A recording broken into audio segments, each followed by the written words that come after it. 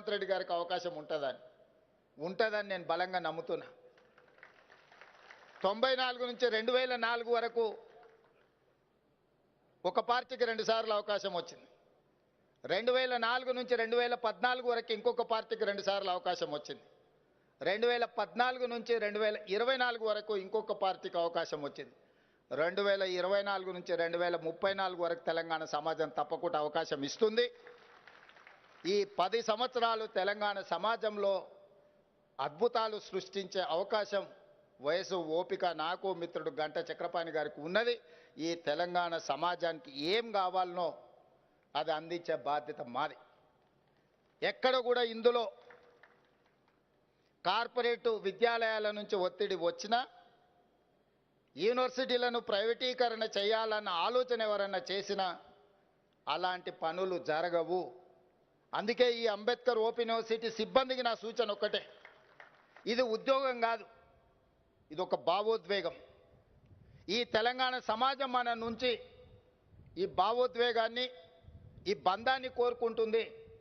ఇక్కడ ఉన్న వాళ్ళు ఎవరైనా వేదిక మీద ఉన్నవాళ్ళు కానీ ఇక్కడ ఉన్న పెద్దలు ఎవరు కూడా ఉద్యోగం అనుకోవడం లేదు, ఇది ఒక భావోద్వేగమైన అనుబంధం అనుకుంటున్నారు. 100% ఈరోజు ఈ తెలంగాణ సమాజం ఒక గొప్ప ఆలోచనతోని నాలాంటి ఒక వ్యవసాయ కుటుంబం నుంచి వచ్చిన యువకుడికి ఒక అవకాశం ఇచ్చారు. ఈ అవకాశం మా వ్యక్తిగతమైన ప్రయోజనాల కోసమో లేదా రాజకీయ కక్షాపూరితమైన నిర్ణయాల కోసం వాడుకుంటే మనం తెలంగాణ సమాజానికి అన్యాయం చేసిన వాళ్ళం అవుతాము. అట్లాంటి తప్పులు జరగవు ఈ ప్రభుత్వంలో అని నేను చెప్పదలుచుకున్నా. తప్పకుండా ఈ యూనివర్సిటీల పునర్నిర్మాణం జరగాలి.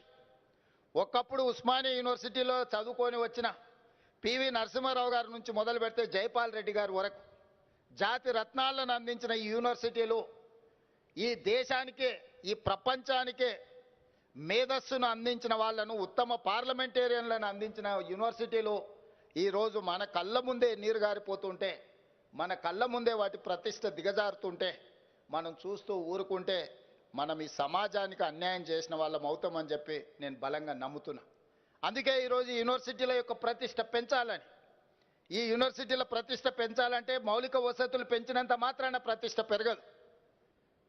డాక్టర్ బాబాసాహెబ్ అంబేద్కర్ గారు చెప్పినట్టు రంగుల గోడలు, అద్దాల మేడలు అభివృద్ధి కాదు, సామాజిక చైతన్యంతోని, సామాజిక స్ఫూర్తితోని ఈరోజు పేదలకు విద్య చేరినప్పుడే, చిట్ట చివరి వాడికి సంక్షేమ పథకం అందినప్పుడే ఈ సమాజంలో మార్పుకి అవకాశం ఉంటుంది అని ఏ విధంగా అయితే వారు సూచన, ఏ విధంగా అయితే బోధించినరో తప్పకుండా మా ప్రభుత్వం ఈ ఆలోచనని దృష్టిలో పెట్టుకొని ముందుకు వెళ్తుంది.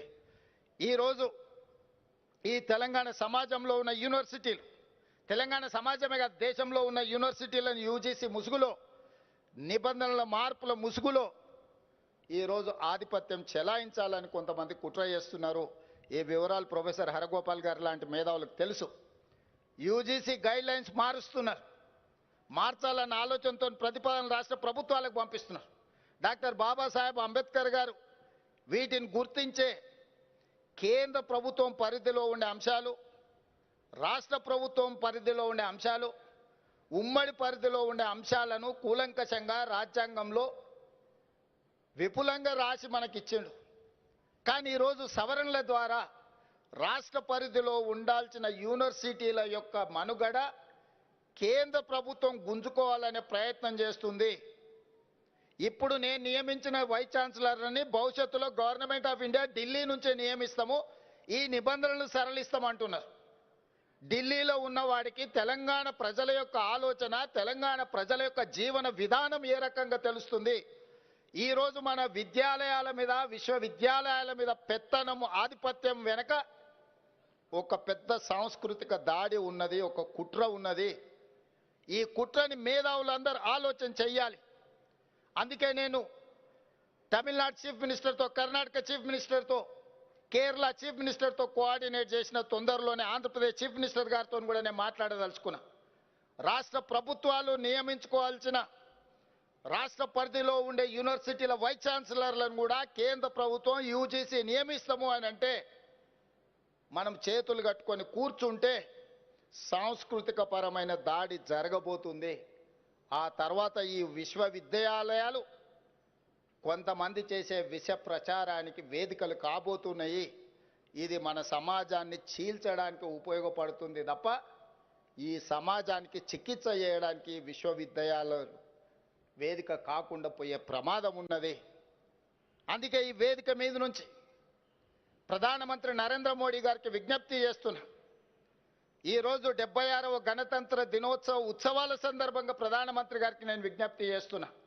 మీరు చేసే దాడి, మీరు మార్చాలనుకుంటున్న యూజీసీ నిబంధనలు, ఇది రాజ్యాంగం మీద దాడిగానే మేము భావించాల్సి వస్తుంది. మా మీద మీరు దండయాత్ర చేయాలన్న ఆలోచన చేస్తున్నారు. మా ప్రజల మీద, మా ప్రాంతాల మీద, మా రాష్ట్రాల మీద మీకు అధికారం ఉంది కదా అని దండయాత్రలు చేస్తే అది మంచి ఫలితాలను ఇవ్వదు. మేమందరం సమిష్టిగా నిలబడి కొట్లాడుతామని చెప్పి సవినయంగా ఈ దేశ ప్రధానమంత్రి గారికి నేను విజ్ఞప్తి చేస్తున్నా. ఇది మంచిది కాదు రాజ్యాంగ స్ఫూర్తికి. మీరు కాదు, భవిష్యత్తులో రాబోయే ప్రధానమంత్రులు ఇంకా విపరీతమైన ధోరణితో, ఆలోచనతో వచ్చినప్పుడు డాక్టర్ బాబాసాహెబ్ అంబేద్కర్ గారు ఏ స్ఫూర్తితో ఈ రాజ్యాంగాన్ని ఇచ్చిండో ఆ రాజ్యాంగం మనుగడ సాధిస్తుందా? ఈ విధానం మంచిదా? ఆనాడు వారు రచించినప్పుడే అన్ని రకాల ఆలోచనలు చేసి కేంద్ర ప్రభుత్వం ఏం చేయాలి, రాష్ట్ర ప్రభుత్వం ఏం చేయాలి, రాష్ట్ర కేంద్ర ప్రభుత్వాలు కలిసి ఏమి చేయాలని ఉమ్మడి జాబితాతో సహా ఎవరికి వాళ్ళకు వాళ్ళ యొక్క బాధ్యత విడమర్చి మనకు మన బాధ్యతలను ఇచ్చాడు.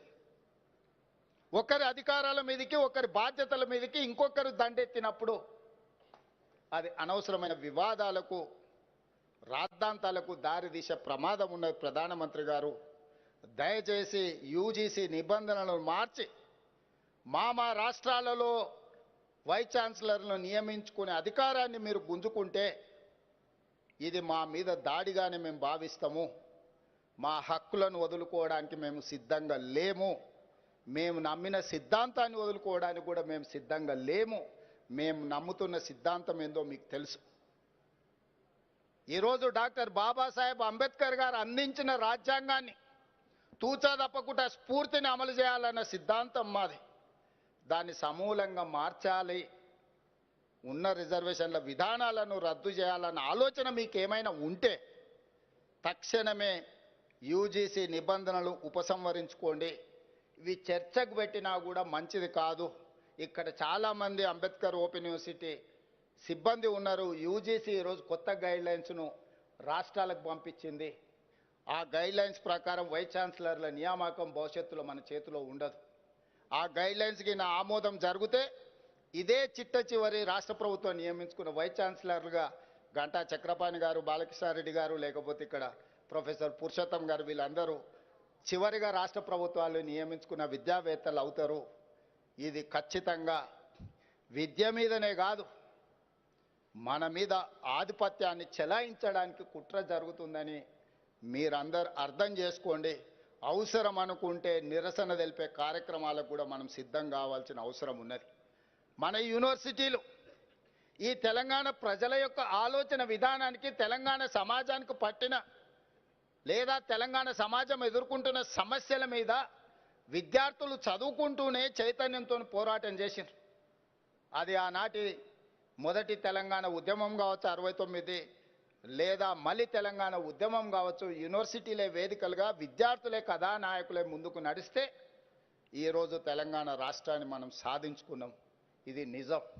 సరే, నేనెన్ని చెప్పుకున్నా, ఇంకెవరెన్ని చెప్పుకున్నా, మా గొప్పతనాల గురించి మాకున్న ప్రసార మాధ్యమాల ద్వారా మేము ఎంత ప్రచారం చేసుకున్నా, మేము నాయకులుగా రాజకీయంగా ఈ ఉద్యమాలను ఉపయోగించుకొని ప్రయోజనం పొందిన వాళ్ళమే తప్ప మేము చేసిన త్యాగాలు గొప్పగా ఉన్నాయని అయితే నేను భావించడం లేదు. అందుకే ఈరోజు మళ్ళొక్కసారి ఈ విద్యార్థులు ఆలోచన చేయాలి, సెమినార్లు పెట్టాలి, చర్చలు జరగాలి.